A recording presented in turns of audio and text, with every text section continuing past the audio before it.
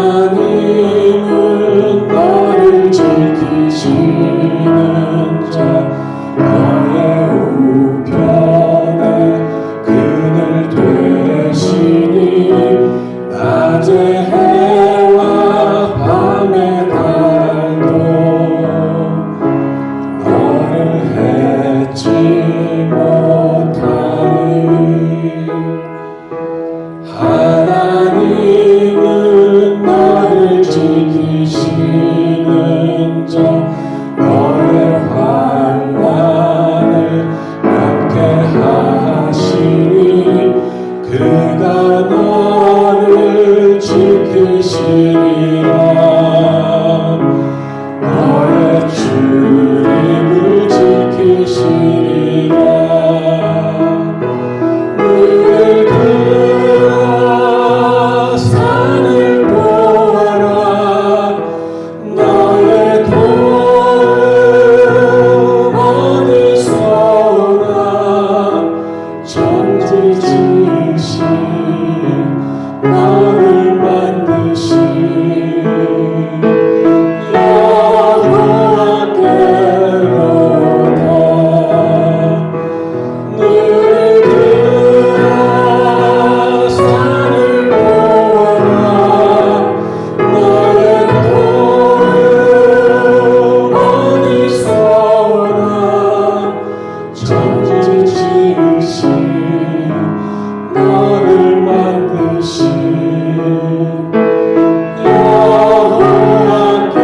여호와께로다 천지 지으신 너를 만드신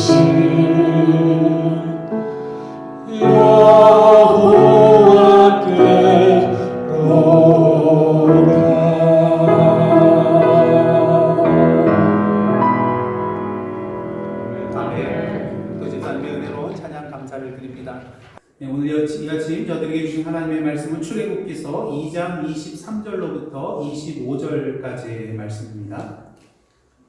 여러 해 후에 애굽 왕은 죽었고 이스라엘 자손은 고된 노동으로 말미암아 탄식하며 부르짖으니 그 고된 노동으로 말미암아 부르짖는 소리가 하나님께 상달된지라. 하나님이 그들의 고통 소리를 들으시고 하나님이 아브라함과 이삭과 야곱에게 세운 그의 언약을 기억하사 하나님이 이스라엘 자손을 돌보셨고 하나님이 그들을 기억하셨더라. 아멘. 이는 하나님의 말씀입니다. 아마 홍준도사님이 이렇게 경험하셨으리라고 생각이 되는데요. 1920년대 그 말부터 우리나라의 무성 영화, 그러니까 소리 없는 영화 아시죠? 무성 영화에 그런 바람이 불기 시작했습니다. 말 그대로 무성 영화는 뭐가 없는 거예요? 소리가 없습니다. 그래서 이게 여러분들 극장 가시면 그 당시에 누가 있어요? 누가 앉아 있어요? 네, 변사가 있습니다. 그래서 뭐 이제 그 스토리 전체 전개를 이렇게 진행해 나가면서 어떤 때는 거기에 나오는 그런 인물들 목소리를 대신 내주면서 그래서 그 뭐 대사를 대신 말해주고 그 전체의 그런 영화를 이끌어 나가는 것을 보게 됩니다. 그래서 이런 무성 영화를 볼 때는 변사가 누구냐에 따라서 그 감동이 또 달라질 수 있음을 우리가 보게 되죠. 근데 이제 모든 영화가 끝나게 되면은 그 다음에 꼭 등장하는 것이 있습니다. 오늘날도 뭐 극장 영화관에 가보면 미리 이제 예고편들 상영해 주잖아요. 그러면서 옛날에 무성 영화 시대에도 영화가 끝나게 되면은 그 다음에 뭐 할?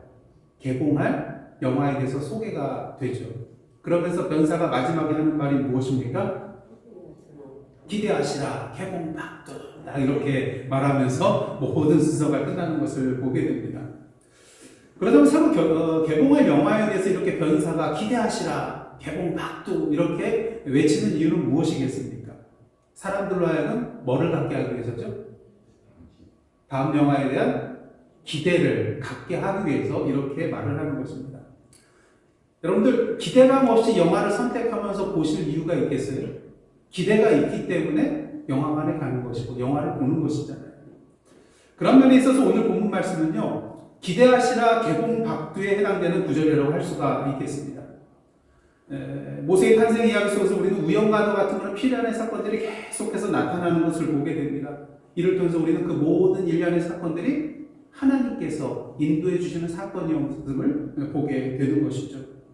하지만 오늘 본문 말씀 전까지 하나님께서 적극적으로 역사의 전면에 나서서 자신을 드러내시고 활동하시는 것은 우리가 볼 수는 없었습니다. 그러게 히브리 3파 누구였죠? 시프라와 부하. 이 사람들이 여호와를 경외함으로써 히브리 남자아이들이 태어날 때에 그들을 살려주는 그런 일을 하죠. 그래서 하나님께서 이에 대해서 기뻐하시면서 그들에게 은혜를 내려주셔서 또 그 집안을 흥왕케 해주시는 그러한 내용을 보게 됩니다. 여기서는 하나님이 주어로 등장을 해요. 하지만 나머지 그런 이야기들을 통해서 본다면 대부분의 동사의 주어는 누구였습니까? 특히 지난주 본문 말씀해 보시면 나오는 동사의 대부분의 주어가 누구였어요? 모세였음을 우리가 보게 됩니다. 그리고 그 밖에 본문에서는 도대체 하나님께서 주어로 등장하는 그런 동사를 볼 수가 없는 것이에요. 사도행전 7장에 의하면은 모세가 40세가 되었을 때 그 형제의 돌볼 마음이 그 마음속에 생겨나게 됩니다.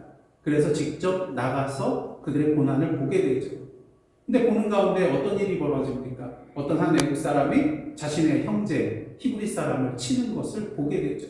그래서 욱하는 마음이 생겨났던 것 같아요. 동포들 사랑하는 그런 마음이 생겨났던 거예요. 그래서 어떻게 합니까? 좌우를 살펴서 사람이 없는 것을 확인하고 그를 쳐서 죽여 모래 속에 숨기는 것을 보게 되죠. 그리고 그 다음날 또 나가보는데 이번에는 히브리 사람 두 사람이 싸우는 거예요. 그래서 잘못한 사람에게 뭐라고 합니까? 어찌하여 동포를 치느냐? 같은 동포인데 왜 싸우냐? 왜 치느냐? 이렇게 말하자 그 사람이 뭐라고 말합니까? 누가 우리를 다스리는 자와 재판관으로 삼았느냐? 네가 애국 사람을 죽인 것처럼 나도 죽이려 하느냐? 이런 말을 듣게 되는 것을 보게 되죠. 사도행전 7장 말씀에 의하면 스데반 지사가 뭐라고 합니까? 당시 모세는 하나님께서 자기 손을 통해서 공족을 구원해 주시는 것을 이스라엘 자손들이 깨달으리라는 그러한 기대감을 가지고 있었음을 보게 되죠. 하지만 그의 기대는 어떻게 됐습니까? 완전히 빗나간 기대였음을 우리는 보게 됩니다. 왜요? 자신의 동족에게마저 인정받지 못하고 또 바로의 그런 낯을 피하여 도망해야 하는 그러한 신세가 되고 말았기 때문인 것이죠. 사실 이스라엘 동족을 위하여 또 하나님을 위하여 바로의 딸의 그런 지위를 잃을 수도 있는 그런 상황, 어쩌면 자신의 목숨까지도 잃을 수 있는 그런 상황, 어떻게 보면 목숨을 걸고 행한 일인데 어떻습니까? 모든 것이 수포로 돌아가게 되었다는 것이죠. 그 이유가 무엇이었습니까? 이스라엘 자손을 위하는 마음, 또 하나님의 백성을 구원하고자 하는 마음은 분명히 하나님의 마음과 동일한 하나님의 마음에 합한 그런 것이라고 할 수가 있을 것입니다. 하지만 중요한 건 뭐예요? 모세가 택한 때와 길은 하나님이 계획하고 계신 때와 길과 달랐다는 것이죠. 모세는 인간적인 자신의 판단과 생각과 힘과 능력을 믿고 행하였습니다. 그러게 그의 모습은 결국 성공이 아닌 실패로 나아가게 되는 것을 보게 되죠. 어떻게 보면 이는 하나님보다 높아지고 하나님보다 앞서 나아가려는 교만한 모습일 수 있기 때문인 것입니다. 그러게 아무리 좋은 의도와 목적을 가지고 행하였다 할지라도 결국 그의 인간적인 생각과 판단과 행위는 실패로 끝나게 된 것이라는 것이죠. 그래야 그는 미디안 방향으로 이제 도망을 가게 됐는데 하루는 우물 곁에 앉아 있는데 미디안 땅의 제사장에 7딸들이 그곳에 양들을 데리고 와서 물을 먹이려고 합니다. 그때 목자들이 나타나서 이 7딸들을 쫓아내게 되죠. 그래서 이에 붕괴한, 참으로 모세는 의론자였던 것 같아요. 이스라엘 백성 동포뿐만 아니라 이방 다른 민족에게까지도 불의한 일이 일어나게 되는 것을 보면 참지 못하는 그런 사람이었던 것 같습니다. 그래서 어떻게 해요? 그 자리에 일어나서 이 7딸들을 도와주고 그 목자들의 손에서 건져주고 그들의 양에게 물을 먹이는 일을 도와주는 것을 보게 되죠. 그리하여 모세는 이제 루엘의 7 딸들에게 이렇게 도움을 줌으로 말미암아 루엘에게 집에 초대함을 받아가지고 어떻게 됩니까? 환대를 받죠. 자신의 동포에 대해서는 환대받지 못했는데 이렇게 미디안 사람에 대해서는 환대받는 것을 보게 됩니다. 그러니 그 마음이 어떻겠어요? 너무나도 기뻤겠죠. 참된 평안함을 얻었겠죠. 그러게 루엘의 제안, 거기서 사는 것이 어떻겠느냐 이런 제안에 대해서 받아들이게 되고 루엘은 이에 대해서 자신의 딸 시보라를 모세에게 주어 자신의 사위를 삼게 되는 것을 보게 됩니다. 그래서 모세는 이제 그곳에 정착하여 살게 되죠. 사실 모든 것이 숲으로 돌아갔습니다. 그리고 아시다시피 그 후 40년 동안 모세는 이스라엘 자손을 위하여 어떠한 일도 버리지 않았습니다. 근데 사실 엄밀하게 말하면 어떠한 일도 버릴 수가 없었던 것이죠. 왜? 자신의 힘과 능력이 부족하다는 것을, 나의 힘과 능력만으로는 이 일을 할 수 없다는 것을 분명히 알았기 때문인 것이죠. 그렇다면 지금 애국 땅에서 고통받고 있는 이 이스라엘 자손은 어떻게 되는 것일까요? 이제 아무런 소망이 없는 것일까요? 그렇지는 않습니다. 소망이 있습니다. 기대를 품어도 좋습니다. 비록 모세의 인간적인 그런 모든 시도가 실패로 끝나고 그 후로 40년 동안 이스라엘 백성들이 계속해서 여전히 애국 땅에서 종살이를 하며 고난을 당하고는 있었지만 우리가 기대를 품어도 좋은 이유는 오늘 본문 말씀 때문이에요. 이제 오늘 본문을 통하여 우리는 이제 곧 하나님께서 이스라엘의 구원을 위하여 그 이스라엘 역사의 전면에 나서셔서 당신의 일을 행하실 것이라는 것을 분명히 볼 수 있기 때문인 것입니다. 그런 면에 있어서 오늘 본문은 기대하시라 개봉박두, 한번 따라 하시겠습니다. 기대하시라 개봉박두. 기대하시라 개봉박두. 별로 기대감이 없으신 것 같아요. 다시 한번요. 기대하시라 개봉박두. 기대하시라 개봉박두. 예, 해당되는 그런 내용이라고 할 수가 있을 것입니다. 그래서 오늘 본문 전과 후에 전환점이 되는 것이 바로 오늘 본문이라고 할 수가 있는 것이죠. 먼저 오늘 본문 23절은요. 이스라엘 자손의 상황이 어떠한지 우리에게 분명히 보여주고 있습니다. 23절 제가 공독해 드리겠습니다. 여러 해 후에 애국 왕은 죽었고 이스라엘 자손은 고된 노동으로 말미암아 탄식하며 부르짖으니 그 고된 노동으로 말미암아 부르짖는 소리가 하나님께 상달되니라. 이스라엘 자손이 지금 어떠한 상황에 있는가를 분명히 드러내는 것이 있는데 그것이 뭐냐 하면은 고된 노동. 근데 사실 오늘 23절 앞에 보시면은 여러 해 후에 애국 왕은 죽었고 사실 그 뒤에 이야기를 모른다면 여러분이 만약 이스라엘 백성이라면 그동안 자신들에게 무거운 짐을 실어주고 어려움을 당하게 하고 자신들의 아들들을 죽게 만든 장본인 그 왕이 죽었다는 소식에 그 마음속에 어떠한 마음이 들겠습니까? 기대감이 있겠죠. 이제 새로운 다른 왕은 좀 이전보다 낫지 않을까. 근데 그 뒤에 내용 보시면 어떻습니까? 똑같다는 거예요. 고된 노동으로 인하여서 힘든 상황에 처해 있다는 것이죠. 그리고 연이어 나오는 네 가지 표현을 통해서 우리는 그들이 정말로 참고 견디기 어려운 그런 삶을 살고 있었음을 보게 됩니다. 23절과 24절 상반절 보시기를 원합니다. 여러 해 후에 애국 왕은 죽었고 이스라엘 자손은 고된 노동으로 말미암아 뭐합니까? 탄식하며 또 뭐합니까? 부르짖으니 그 고된 노동으로 말미암아 어떤 소리요? 부르짖는 소리가 하나님께 상달된지라. 하나님의 그들의 어떤 소리요? 고통 소리를 들으시고 이스라엘 자손은 그 고된 노동으로 말미암아 탄식하고 있어요. 탄식한다는 것은 슬픔에 빠져서 깊은 한숨을 내쉬는 것이죠. 여러분 사람만 한숨 내쉬는 게 아니더라고요. 개들도 뭔가 불편하면 한숨 쉬더라고요. 저희 개도 조금 저희가 뭐 이쁘다 해주면서 이렇게 뭘 하면 자기가 불편하면요 한숨 쉬더라고요. 개도 한숨을 쉬더라고요. 근데 우리 인간은 어떻습니까? 더 그렇죠. 정말 슬픔에 빠져서 깊은 한숨을 그런 쉬면서 탄식하는 이스라엘 자손의 모습을 보게 됩니다. 그 다음 부르짖는다는 표현이 나오는데 오늘 본문에 의하면 누구에게 부르짖었다는 표현은 나오지 않고 있어요. 그렇다면 이스라엘 자손 과연 누구에게 부르짖었을까요? 물론 허공을 향하여 하늘을 향하여 그냥 뭐 믿지 않는 사람들도 어떻습니까? 어려움을 당하게 되면 다 찾잖아요. 뭐 천지신명이시여 하나님이시여 뭐 그다음 부처님이시여 그러면서 뭐 자기가 아는 모든 신들의 이름 다 부르는 것을 보는데 이스라엘 자손은 그러면은 누구에게 부르짖었을까요? 오늘 본문은 자세하게 나타나고 있지는 않지만 분명히 여호와 하나님, 그들의 조상 아브라함과 이삭과 야곱의 하나님께 부르짖었을 것입니다. 그래서 신명기 26장에 의하면요, 그들의 부르짖음이 하나님을 향한 부르짖음이었다는 것을 신명기 말씀을 통해서 우리가 보게 됩니다.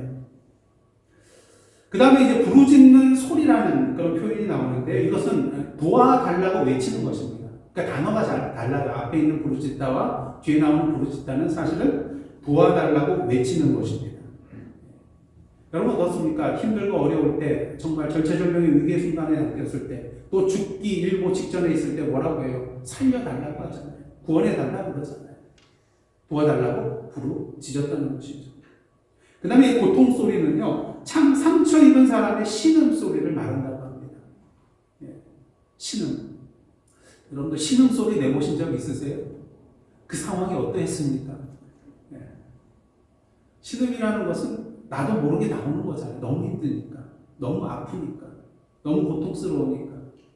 지금 이스라엘 자손의 상황이 그랬다는 것입니다. 그래서 이를 종합해 보면요, 고된 노동으로 말미암아 슬픈 마음이 가득하여 한숨을 쉬고 하늘을 우러러보며 하나님께 부르짖으며 도와달라고 외치며 신음하고 있었다는 것이죠.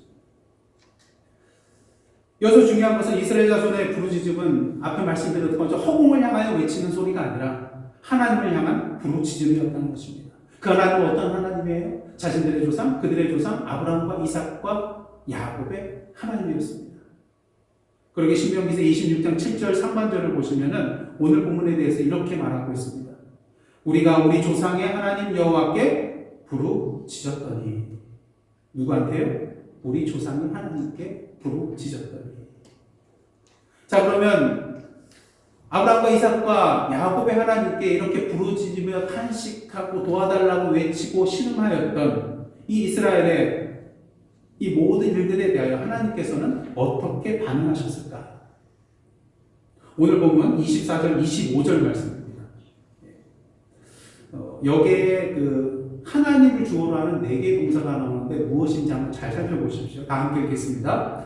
하나님이 그들의 고통 소리를 들으시고 하나님이 아브라함과 이삭과 야곱에게 세운 그의 언약을 기억하사 하나님이 이스라엘 자손을 돌보셨고 하나님이 그들을 기억하셨더라. 4개의 동사가 나오는데 그 동사의 주어가 다 동일하게 누구세요? 하나님이에요. 하나님이 들으셨고 하나님이 기억하셨고 하나님이 돌보시고 하나님이 기억하셨다는 것입니다. 지난주 본문과 굉장히 대조적입니다. 지난주 본문의 대부분의 동사의 주어는 누구였다고요? 모세였어요. 하지만 오늘 본문의 내용의 대부분의 동사의 주어는 누구십니까? 여호와 하나님이시라는 거죠. 우리는 이 4개의 동사를 통하여서 하나님께서 이스라엘 자손의 탄식과 부르짖음과 도와달라는 외침과 신음에 대하여 어떻게 반응하셨는가를 분명히 확인할 수 있게 됩니다. 첫째로 뭐죠? 하나님이 뭐 하셨어요? 들으셨어요. 여기서 단어는 쇠마라는, 여러분들 신명기 6장 4절 보면 쉐마, 그거와 동일한 단어입니다. 쇠마라는 그런 단어가 쓰였습니다. 우리 하나님은 어떤 하나님이에요? 오늘도 우리의 탄식과 부르짖음과 기도에 대하여 귀를 기울이고 들으시는 하나님이라는 것이죠. 그럼 이런 질문이 생겨날 수 있습니다. 그럼 그동안 400년 동안 이스라엘 백성이 분명히 탄식하고 부르짖고 신음하였을 터인데 그때는 하나님께서 못 들으신 거냐고. 그건 아니라는 것입니다. 이 문제에 대해서는 제가 이제 좀 뒤쪽에 가서, 맨 뒤에 가서 다시 한번 설명을 드리도록 하겠고요. 특히 이 히브리어 사마라는 단어는요, 어떤 의미가 있냐면 경청하다, 듣고서 응답하다라는 의미가 있습니다. 그냥 듣는 것만을 의미하는 것이 아니라 거기에 대한 응답까지도 포함하고 있는 것이 또 이 사마라는 단어라고 할 수가 있다는 것이죠. 그러면서 이 하나님께서 들으셨다는 것은 우리로 하여금 하나님의 응답을 기대하게 만드는 표현이라고 할 수가 있다는 것입니다. 그 다음 둘째로 뭡니까? 둘째로 기억하셨다는 거예요. 여기서 쓰이는 히브리어 단어는 자카르라는 그런 단어인데, 그렇다면 하나님께서 뭘 기억하셨습니까? 그들의 조상 아브라함과 이삭과 야곱에게 언약하신 것을 기억하셨다는 것이에요. 앞서 말씀드린 것처럼 기억도 마찬가지죠. 하나님께서 그동안 듣지 못하셨다가 지금 들으시고, 하나님께서 지금까지 기억하지 못하고 깜빡 잊어버리셨다가 그 깜빡이 400년 될 수도 있겠죠. 깜빡 잊어버리셨다가 지금에 와서야 기억하신 것이냐.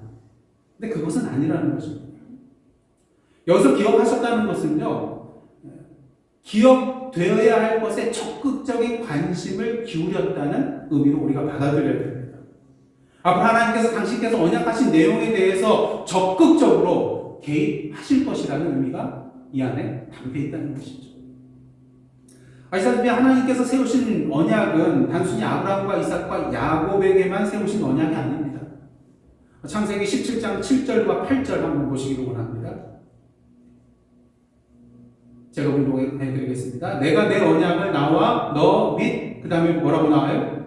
내 대대 후손 사이에 세워서. 그래서 어떠한 언약이에요?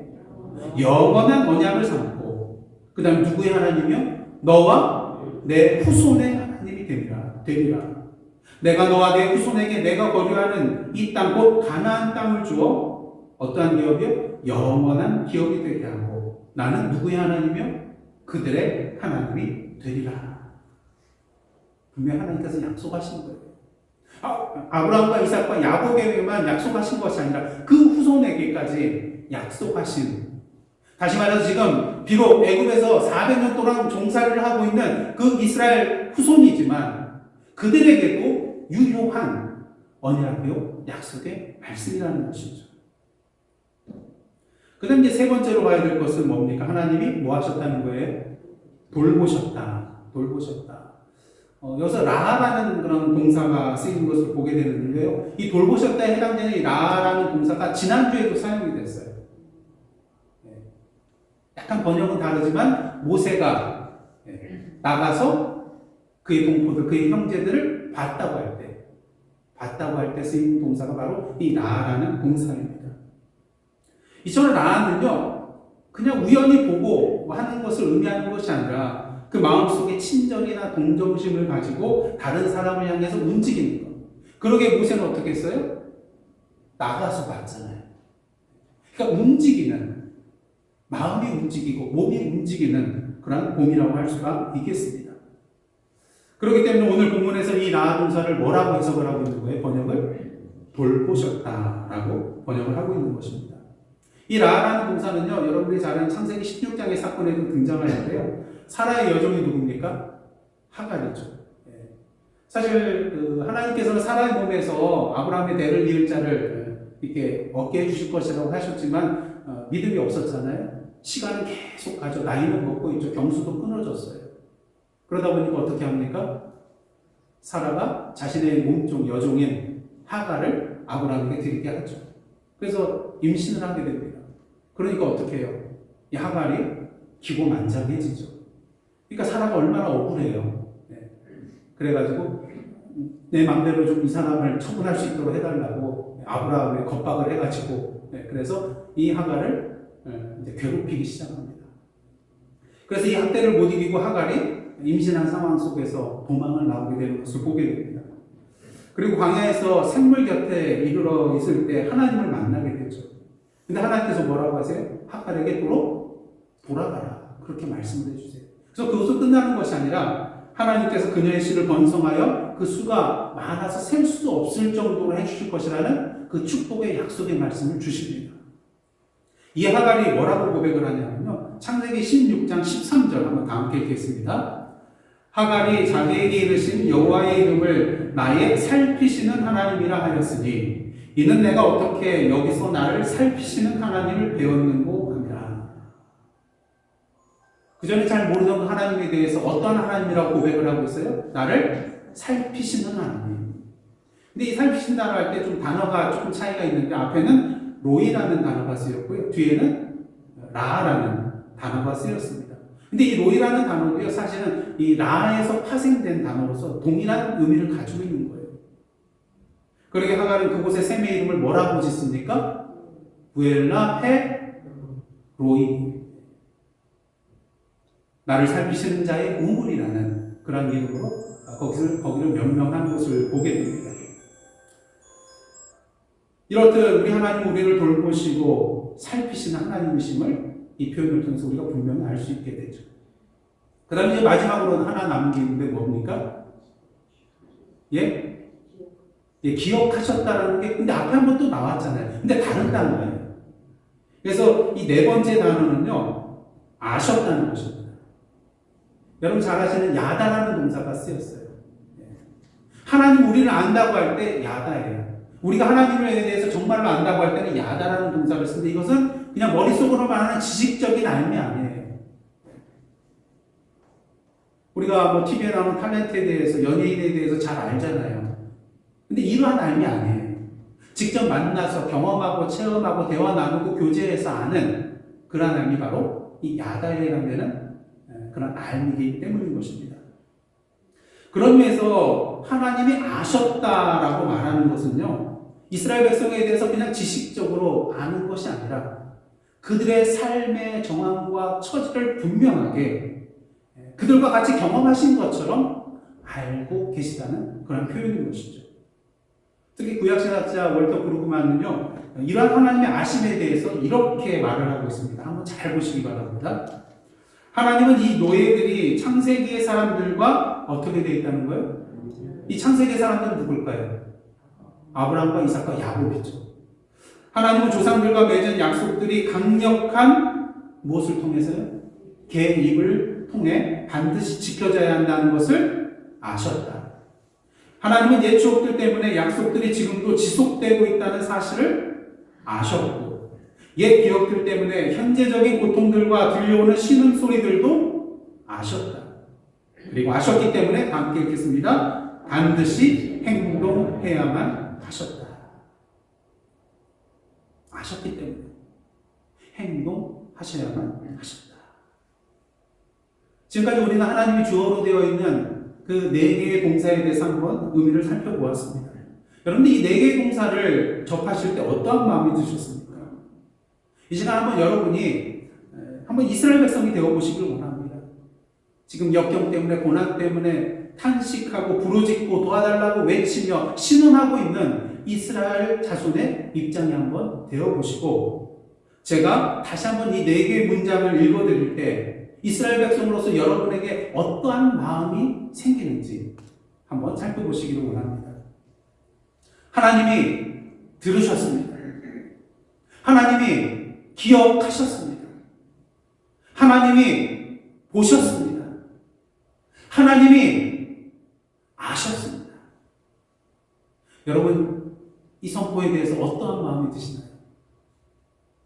전에는 아무 근심 걱정이 없는 그냥 예사랑교회 성도로서, 지금 이 시대 살아가고 있는 사람으로서 들었을 때와 분명히 다른 마음이 드셨을 거예요. 지금 이 절체절명의 위기의 순간, 정말 눈물을 흘리고 낭망하고 한숨 쉴 수밖에 없는 이 상황 속에서 이러한 말씀이 어떻게 다가오시는가요? 그 마음속에, 여러분의 마음속에 뭐가 생겨납니까? 기대가 생겨나죠. 저도 이스라엘 백성의 입장에서 이것을 이렇게 읽다 보니까 그 마음속에 기대감이 일어나더라고요. 왜? 나의 탄식과 부르짖음과 도와달라고 외치는 이 외침의 신음 속에서 이것을 들으시고 기억하시고 보시고 아신 분이 다른 사람이 아니라 누구예요? 여호와 하나님이시기 때문인 것입니다. 앞에서 누차 말씀드렸듯이 하나님께서 들으시고 기억하시고 보시고 아셨다는 것은 곧 하나님께서 무엇인가를 행하실 것이라는 것을 보여주는 것이라고 말씀드렸습니다. 만약 여러분의 자녀가 지금 고난을 당하고 탄식하며 부르짖고 도와달라고 외치고 신음하고 있다면, 여러분이 그것을 들으시고 또 기억하시고 보시고 아셨다면 그 다음 일은 무엇이겠습니까? 당연하죠. 당연하죠. 그리고 오늘 본문의 내용은 한마디로 기대하시라 개봉박두가 되는 것입니다. 기대하셔도 좋습니다. 왜? 모세가 기억하고 보고 아는 것이 아니라, 이 한목사가 듣고 보고 기억하고 아는 것이 아니라 누구요? 우리 전지전능하신 하나님께서, 그 사랑의 하나님께서, 아브라함과 이삭과 야곱의 하나님께서 당신의 약속을 신실하게 지키실 수 있는 그 하나님, 누구의 하나님이요? 바로 우리 하나님께서 들으시고 기억하시고 보시고 아시는 것이기 때문인 것입니다. 여러분, 새 영화를 처음 상영할 때 그것에 대해서 뭐라고 표현했죠? 개봉. 개봉이라는 표현을 썼습니다. 근데 이제 영화를 새롭게 상영을 시작할 때 왜 개봉이라는 말을 썼을까요? 개봉의 의미가 뭐죠? 밀봉되어 있는 것을 여는 것. 이게 개봉이에요. 여러분 옛날에 지금이야 뭐 디지털화가 돼가지고 그런 경우가 없지만 옛날에는 어떻습니까? 새로 영화를 개봉하기 위해서는 영화 필름이 담긴 그런 상자를 밀봉된 상자를 뜯어서 열고 그것을 영상에 걸어서 돌려서 상영을 해야만 했습니다. 그러다 보니까 새로 시작하는 영화에 대해서 뭐라고 하는 거예요? 개봉이라고 하는 것이죠. 근데 중요한 것은 당시 영화 제작사에서 완성된 필름, 완성된 거죠 당연히. 완성된 필름을 상자에 담아 밀봉한 채로 이 극장으로 옮겼다는 것입니다. 우리가 오늘 본문에 대해서 기대하시라 개봉 박두라고 부르는 이유가 바로 여기에 있습니다. 사실 하나님께서 이스라엘 자손을 위하여 행하실 그 모든 일들은 이미 그 전에 다 계획되고 정해져 있는 완성된 필름을 상영하여 보여주는 것과 같은 것이기 때문인 것이에요.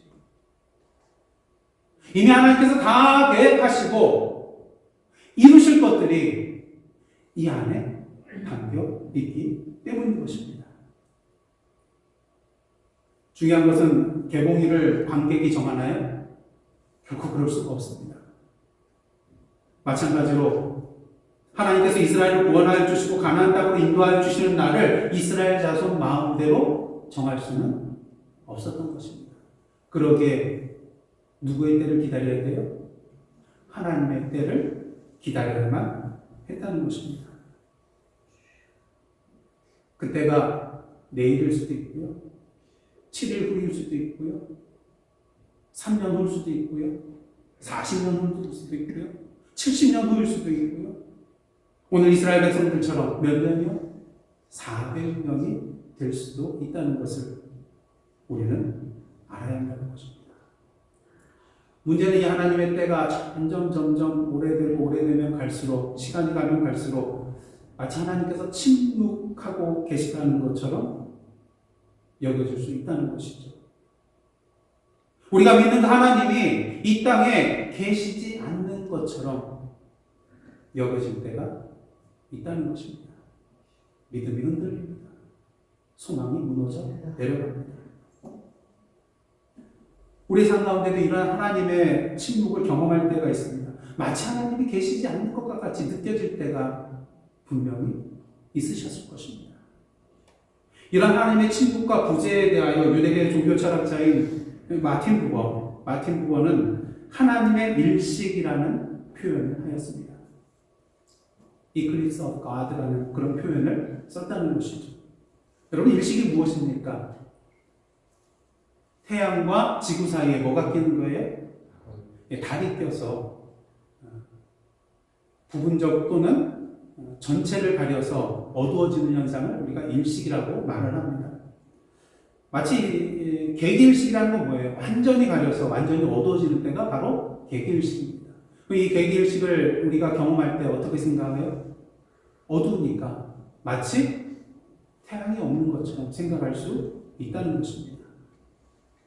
하지만 마틴 부버는 이런 말을 합니다. 한번 다 함께 읽어보도록 하겠습니다. 시작. 그러나 일식은 태양과 인간 사이에 일어난 사건이지 태양 그 자체에 일어나는 현상은 아니다. 신은 지금도 암흑의 벽 뒤에 엄연히 존재하고 있다. 태양과 우리 사이에 뭔가 개입이 되어 가지고 일어나는 현상이 일식이지 이로 말미암아서 그 태양이신 그 하나님 자체가 뭔가 달라지거나 없어지거나 변화된 것은 아니라는 것이죠. 여전히 하나님께서는 계속해서 빛을 발하고 계시다는 것입니다. 그렇게 시간이 지나면 결국 그 모든 어둠이 거치고 태양 빛을 볼 수 있는 것처럼 오늘도 우리가 믿음으로 하나님의 때를 기다리면 결국 하나님의 때에 하나님께서 우리에게 주시고자 하는 그 준비해 놓으신 그 모든 것들을 온전히 누리고 경험할 수 있게 된다는 것입니다.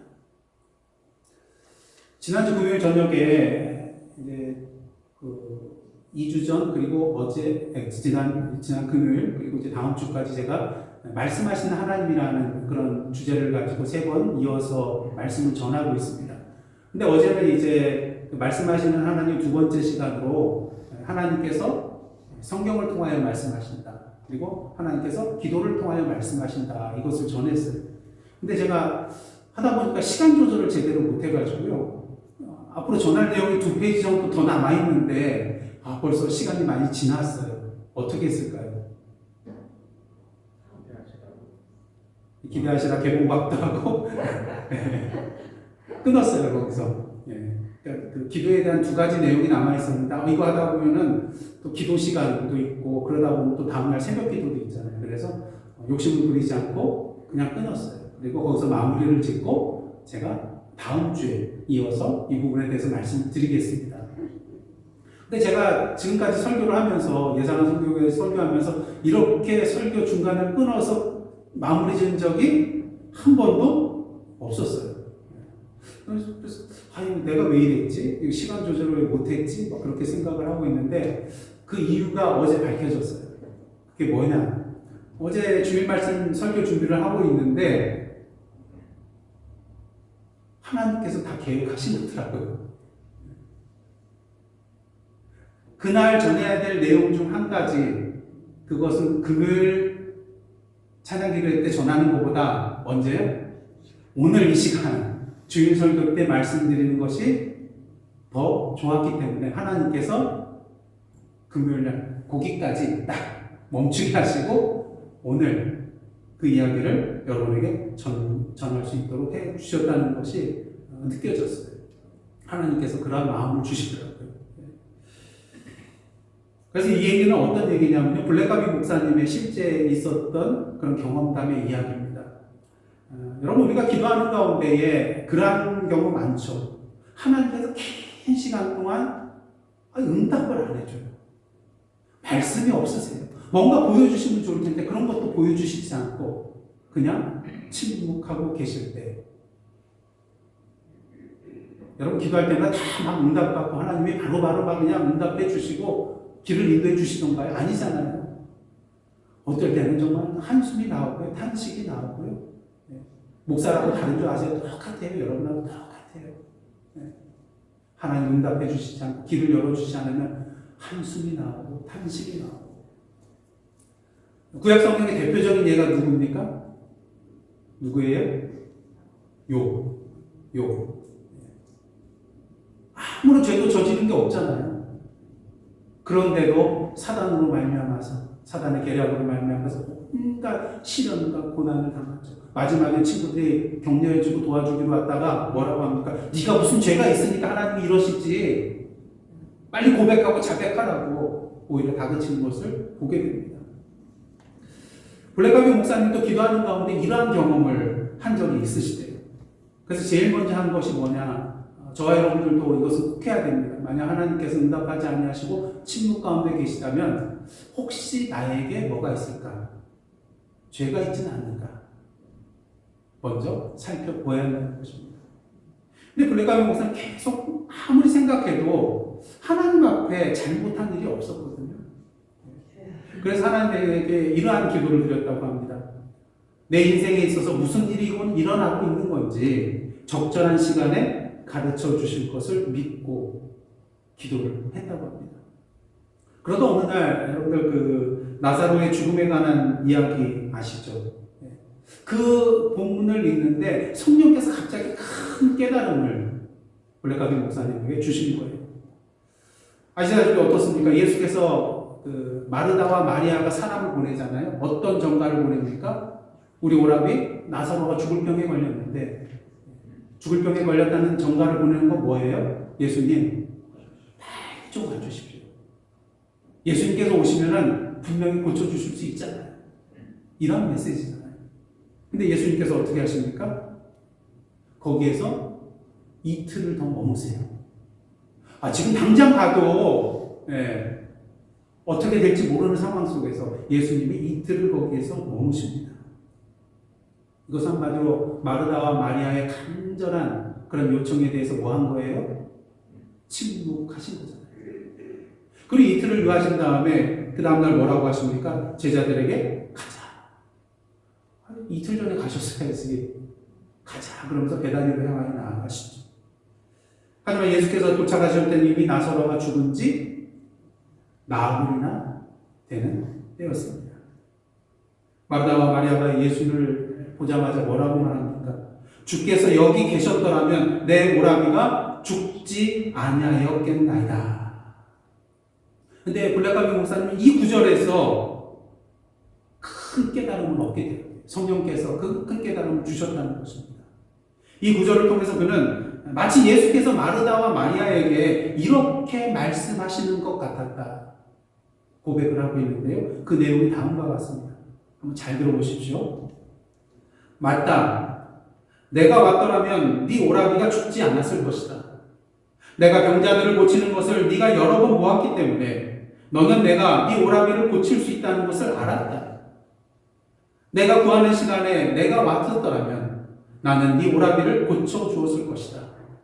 그러나 그랬다면 너희들은 나에 대해서 너희들이 이미 알고 있는 것만큼밖에는 알지 못했을 것이다. 나는 너희가 나에 대해서 이미 알고 있는 것보다 더욱 깊이 알 준비가 되어 있음을 알았다. 나는 너희들이 내가 부활이요 생명임을 알게 되기를 원했다. 나의 거부와 침묵은 거절이 아니었다.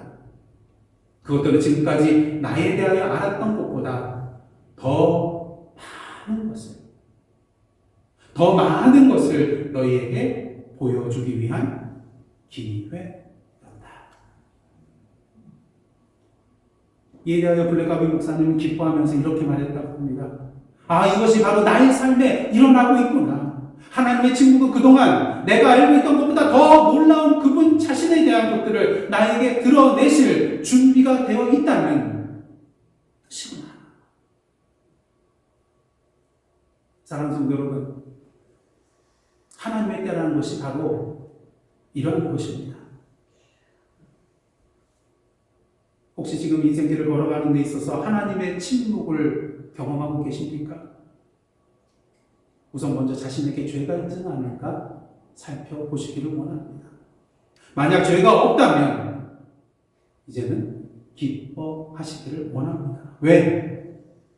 그 시간은 하나님의 침묵의 시간이 아니라 하나님의 때를 기다리는 시간이기 때문인 것이죠.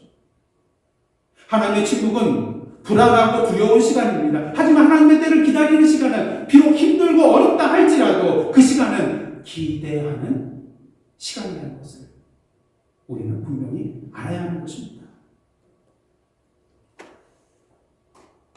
그 시간은 어떤 시간이에요? 하나님께서 정하신 개봉일이 그 개봉일이 점점 다가오는 시간인 것입니다. 하나님께서 우리가 생각지도 못한 더 큰 은혜와 사랑과 기쁨과 생명의 선물들을 준비해 놓고 기다리시는 시간인 것이죠. 여러분 성탄절기가 되면 옛날에는 크리스마스 이브 저녁에 이제 선물 같은 거 이런 거 걸어놓고 준비해 놓고 그 다음날 아이들이 이제 일어나면은 산타 할아버지가 왔다 갔다 하면서 그렇게 이제 선물을 주면 요새는 어떻게 합니까? 이미 이제 대강절이 시작이 되면 집안에다 크리스마스 트리를 장식을 해놓고 거기다가 선물 상자를 예쁘게 포장해가지고 그렇게 진열을 해놓잖아요. 네. 이제 아이들에게 줄 선물이 그 안에 담겨 있습니다. 근데 하지만 아이들은 그 선물을 열 수 있어요? 예, 못 열립니다. 언제 열 수 있어요? 성탄절이 돼야지 가서 그 선물 포장을 뜯고 상자를 열어볼 수가 있는 것이죠. 궁금하지만 참고 또 기다립니다. 그리고 기대하죠. 그리고 당일날 포장을 뜯고 선물을 열어가는 그런 기쁨을 누리는 것을 우리가 보게 됩니다. 근데 어떻습니까? 기다리면 기다릴수록 그 기쁨이 더 커지더라고요. 그만큼 기다렸습니다. 사랑하는 성도 여러분, 혹시 이스라엘 백성들처럼 탄식과 부르짖음과 도와달라는 외침과 신앙 가운데 계십니까? 우리 하나님은 결코 침묵하시는 하나님이 아니십니다. 오늘도 들으시고 기억하시고 보시고 아시는 하나님이십니다. 이미 우리를 위한 선물 상자를 준비해 놓으시고 우리가 원하는 때가 아닌 하나님께서 가장 좋다고 여기시는 그때가 이르기를 기다리고 계실 뿐인 것이죠. 그러게 오늘도 믿음과 소망의 끈을 놓지 마시고 기대하는 마음으로 기도하시면서 기다리시기를 원합니다. 기대하는 마음으로 기도하면서 기다리시기를 원합니다. 왜? 개봉 앞두거든요. 기도하시겠습니다. 오늘도 살아계셔서 들으시고 기억하시고 보시고 아시는 하나님, 그 하나님을 믿음으로 바라보며 하나님께서 정하여 놓으신 그 하나님의 때를 기대함으로 기다리며 우리를 위하여 준비하여 놓으신 그 선물들을 하나씩 열어가는 기쁨을 누리는 저희의 복된 삶 되게 하여 주옵소서. 예수님의 이름으로 기도드리옵나이다. 아멘.